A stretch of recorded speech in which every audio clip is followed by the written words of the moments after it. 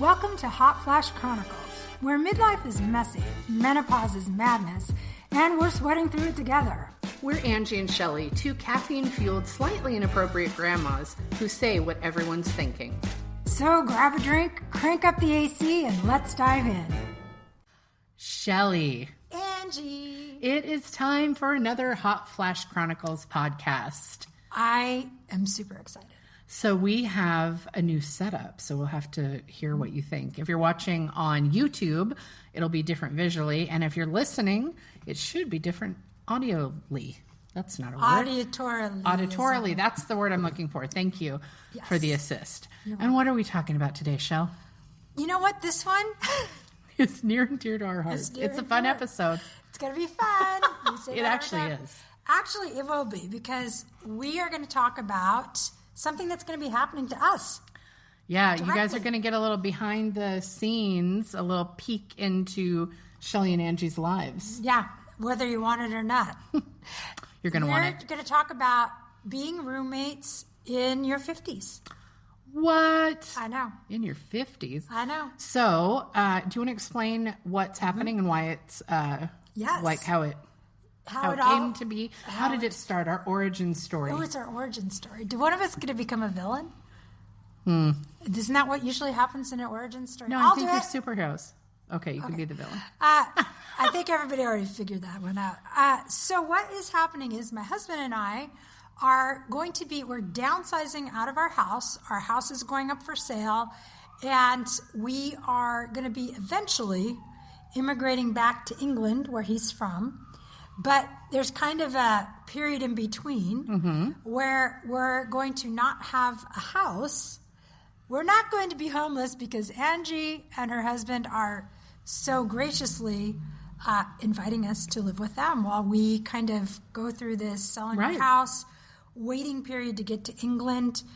And we might rent an apartment. We just don't know what's going to happen. Yeah, so we're thinking, like, logistically, if it works out, like, this is a win-win, because Jeff and I are in a huge house that has 4 bedrooms and an office, and it's just the 2 of us and our 3 dogs. The dogs is where it's going to be a question mark.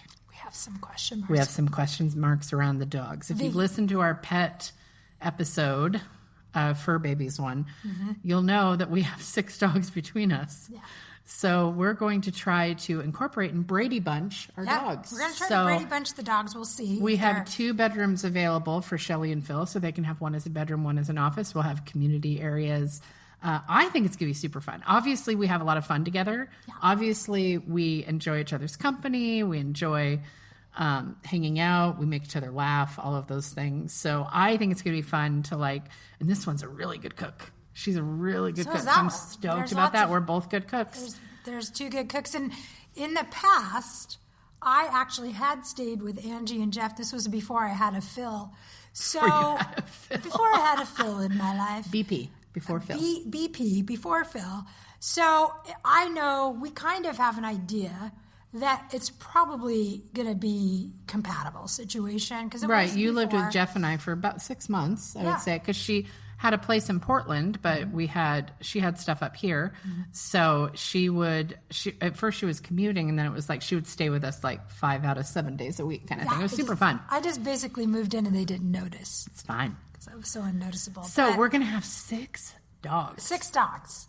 Yeah. That's the only thing we're not really sure how it's going to work out. I feel like dogs always figure it out. Yeah. Humans sometimes don't, but dogs always seem to get to the heart of things and figure it out. So it's going to be kind of fun, and we're going to give you guys some behind the scenes. Yes. If you follow us on social media, on our Instagram, we have a TikTok that's really active. We have our Facebook. I think TikTok's where we're most active. We're most active on TikTok. That's where we have the most engagement and stuff. So you're going to be invited to kind of watch us go through this journey and see how it all shakes out. And we'll be answering those questions along the way, like, how does this work? How do we make this work? I think we're all pretty good communicators. Right.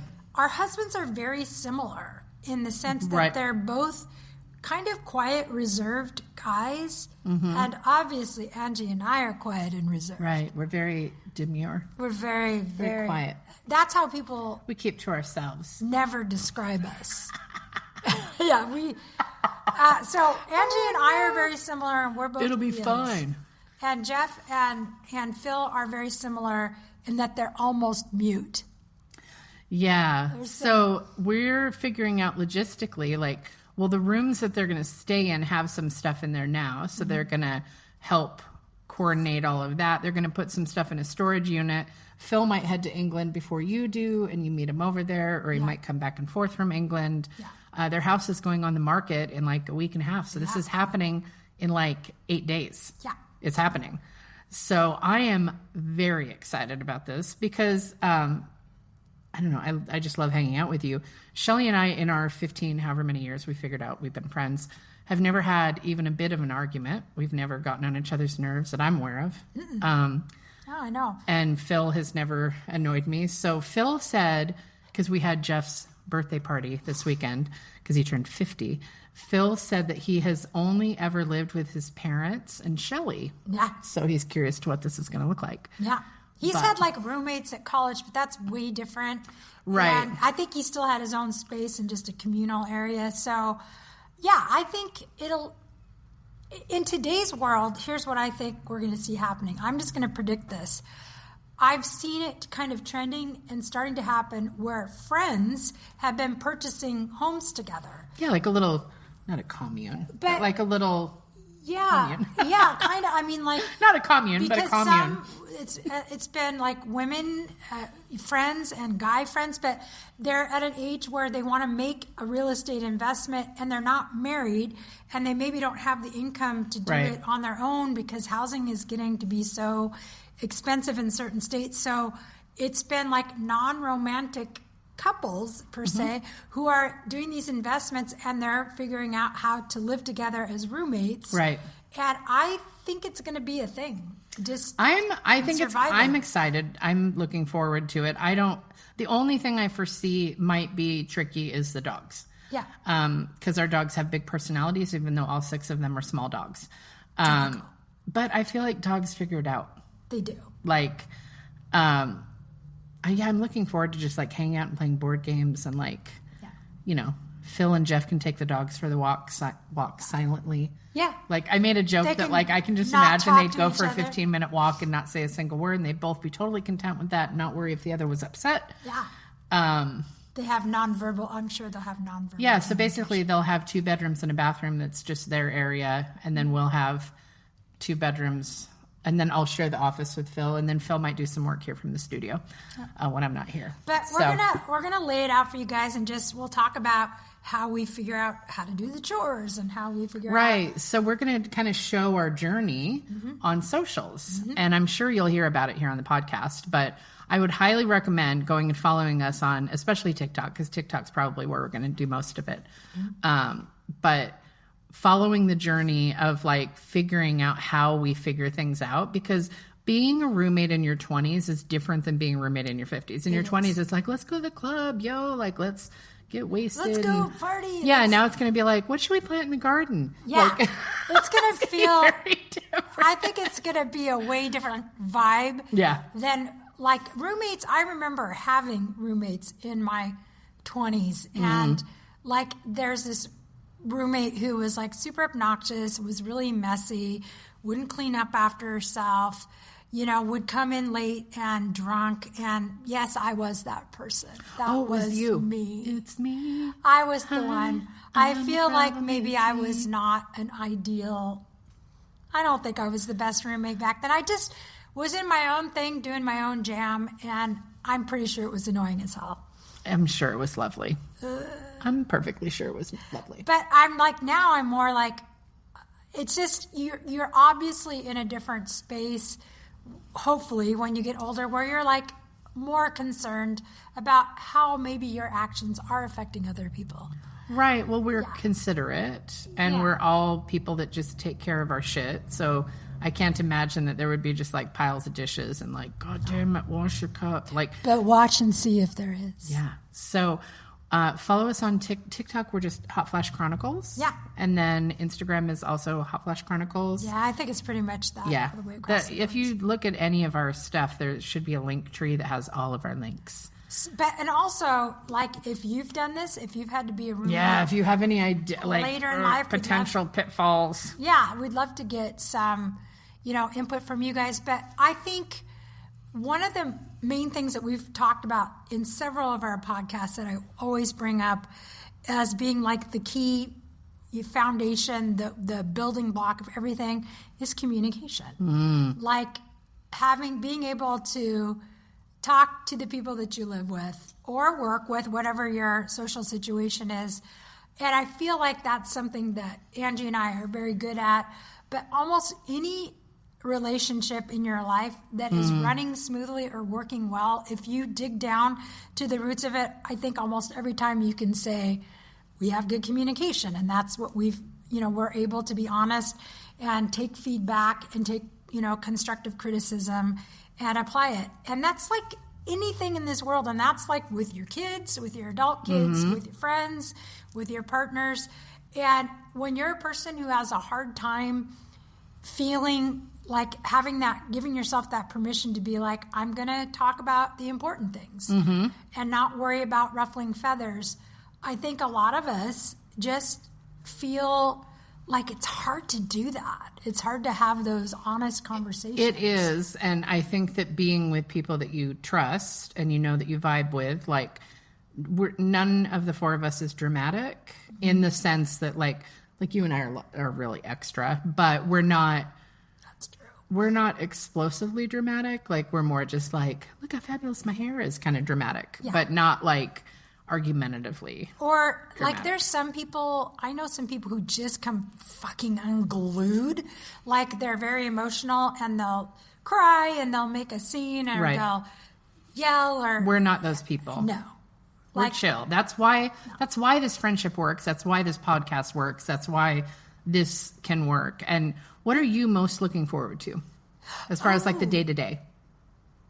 Well, see, here's the thing is I came from, I had a brother and sister and we had that closeness when we were growing up. I like being in a house where things are happening. Yes. And people are doing stuff and you connect, and I like hearing about people's day and what they've done. And Phil and I both work from home together. We have home offices for as does Jeff. And I do a lot of my photography work from home, like the editing and the admin and stuff like that. Yeah. The photo shoots I do here at the studio. We record this in my photo studio because it's not distractible. Yeah. Like it's a space that like nobody's going to come and ask us like, hey, what's for dinner? So I think the part because Phil and I just kind of know what's going on because we know each other's schedules. I look forward to like having social time where we have dinner and we talk and maybe play board game, like that kind of. That's where I'm at in life, people. I'm at the same. I'm excited about the board games. That is my favorite way to spend time socially. Yeah. Like if I'm gonna like board games is my favorite way to spend time with people that I like. Yeah. Like period. That's it. We are not drinking and partying and going to a club. We are like, let's play, win, lose, or draw. No, we have a lot of wine at the house. We don't need to go out. It's expensive to go out drinking, y'all. Buy your own. Yeah, buy your own. Bring your own bottle. But I look forward to that part of just socially engaging. Like we like to build Legos. This sounds like such old and puzzles. Stuff. I'm excited about puzzles. Yeah. I have a puzzle mat. Yeah, we do and too. puzzle trays. Yeah. See, we're just learning all sorts of stuff. 50s. It's going to be fun. This sounds so pedestrian, but I will tell you. Pedestrian? You just like old people. It sounds like old people, but I am an old people. And I like to do relaxing shit. I don't like to stay up too late anymore.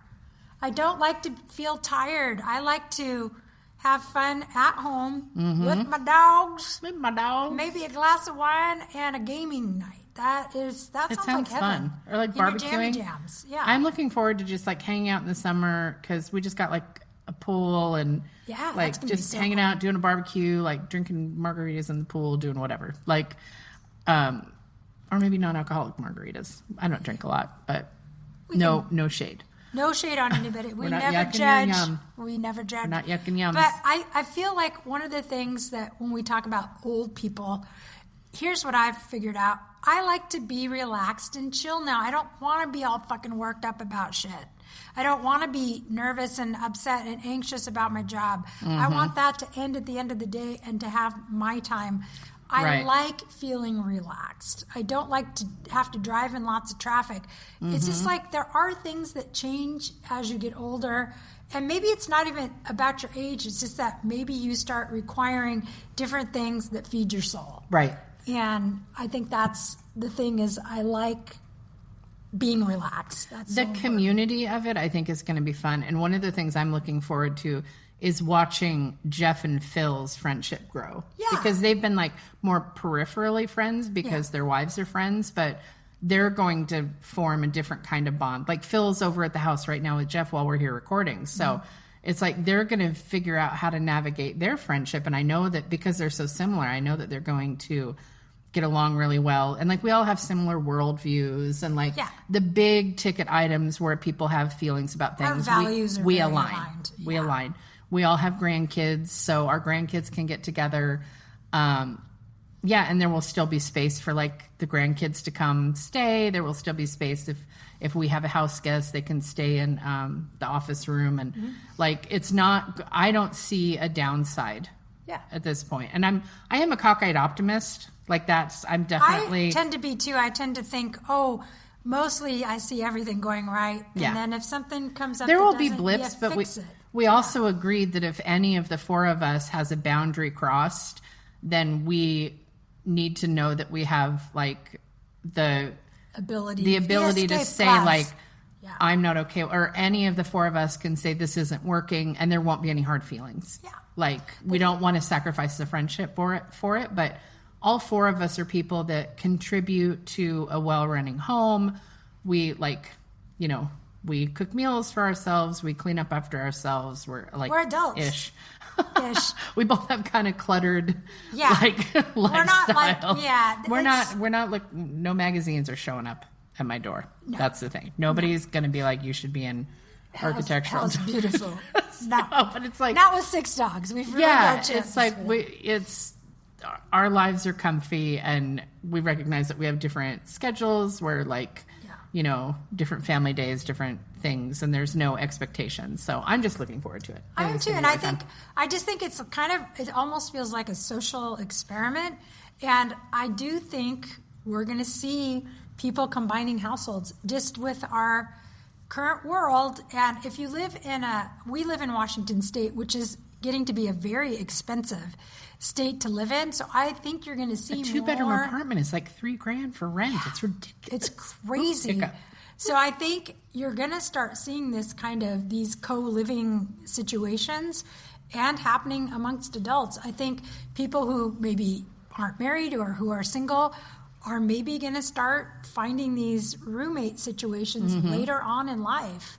Especially a lot of people have not got huge 401ks, and what's going to happen with Social Security? We're living at a time of why not combine means and figure out like this to me just feels like a win-win. Yeah. So I think historically throughout and socially and culturally in different countries, some cultures, this is very common, like multi-generational living. Oh, they'll have like 3-story in Germany. They had 3-story houses where as you like got married, you would move up a story kind of thing. But then the older people, so they didn't have to do the stairs. It was like they had like a 3-generation household situation. Yeah. So I think it is a cultural thing. And in the 1950s, after we had the big boom after World War II, America became a country where people were able to move out when they were 18 and either buy a house or rent an apartment, and it was affordable. So the American culture, we've all lived in a time where that was the norm, but it is switching back to the multi-generational living. So it's going to be interesting, and I also think because both of our husbands are a little bit on the spectrum, it will be very interesting to see how they, like you said, how they adapt. And how their friendship grows, because they've always gotten along really well, but like this might be the first time that it's just Jeff and Phil hanging out. Yeah. Like right now might be the first time they've just hung out and together. I envision them sitting there looking at each other and not talking. Or not looking at each other. Or not looking at each other and not talking. And being on different sides of the room coexisting. Yeah. And Phil is pretty far on, I mean, I don't know how to, everybody's on the spectrum a certain amount.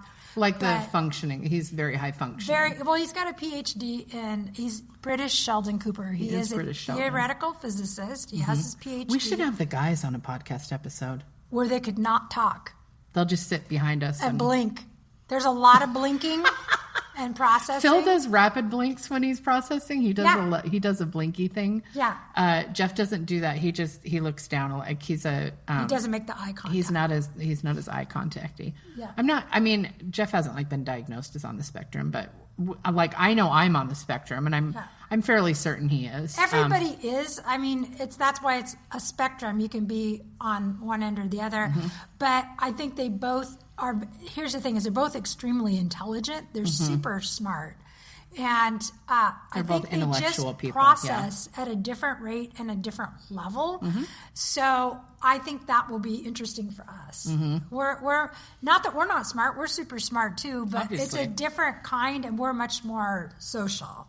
Obviously. And see, Jeff loves to be around people. He's just not really interactive when he's out with people. He loves to say yes to invitations. Like, he's not really a homebody. He would always say yes if somebody invited him to stuff if he can go. But he's an observer. And I've said before, he doesn't ask questions, he answers them. Like if he's out in a social situation, he's not like, so what do you do for a living? Like, he will just kind of sit there quietly until somebody asks him a question. Yeah. Phil will actually, it's really odd. Phil is actually pretty social. Like we live in an over 55 community, and he's actually made a lot of friends. When he gets in his comfort zone, he will proactively go out and make friends and talk.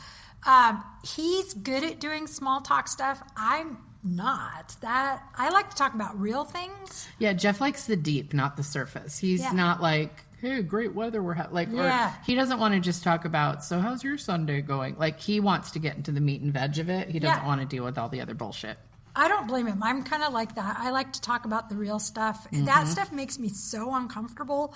The small talk, it's like, it is fine.